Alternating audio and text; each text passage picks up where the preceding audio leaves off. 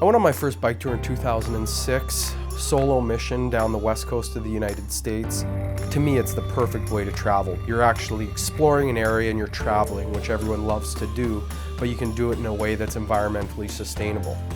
Me and my girlfriend's dad are gonna bike across Canada from Vancouver to St. John's. We're gonna meet the people that are farming and growing food in these unique regional areas across Canada, and we're gonna grind it out. Biking across Canada is one of the most massive undertakings that anyone can really do. It's around 8,000 kilometers from Vancouver to St. John's, and the sheer size of Canada is just mind-blowing. My first bike trip was from Seattle to San Francisco, which encountered 900 miles of mountains and twists and turns and all kinds of different conditions. The trip was really positive. We had a great time. I think it changed his life in a pretty serious way, and then shortly after he had his first heart attack. When you have this happen to you, you have virtually zero confidence in doing anything physical. You think that you're going to have a heart attack. I have some concerns about Guy having another heart attack on the trip, but I think that he's in good shape. I think he's in better shape than he was before. I'm slowly getting better in terms of wanting to do more things physically.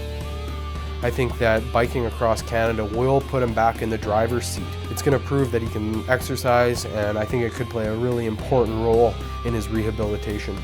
Canada is a very beautiful country. I think it would be wonderful to ride through the prairies and through northern Ontario just to see what it's like. Bike touring with your girlfriend's dad is always going to be an interesting experience. He's a very nice, positive dude, but we certainly have different worldviews. Guy is very methodical, he's very organized, and he's very deliberate in his packing and preparation for a trip. And I'm the type of guy that'll just grab my bike and roll with it. I don't even know if he prepares. I think he just, takes the wheels off his bike, throws them in a box, and goes to his destination that he's going to pedal from. That's Steve Langston. That's the type of person he is. I think that Guy is usually used to being pretty much in control of most of the situations around him. So watching him interact with the weather, if it starts hailing on the prairies, or if we're dealing with snow in the mountains, I think it's going to be really interesting to see how he reacts to those types of situations. I believe I could make it across Canada. I think it would be a great experience and a super accomplishment. If you want to bike across Canada, you've got to be a problem solver, you got to be adaptable to any situation, and you got to keep a good attitude because that's the only thing you can control on the road. I think it's really cool to interact and consume with local food producers while you're out on the bike.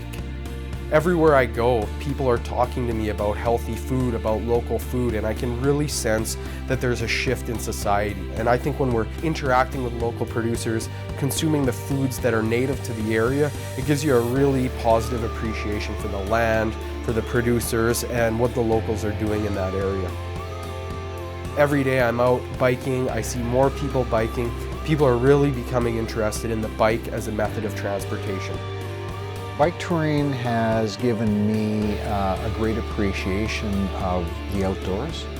I want to inspire people to bike across Canada. I want to inspire people to think about the food that they're eating, and I want to motivate them to think about the bike as a method of transportation.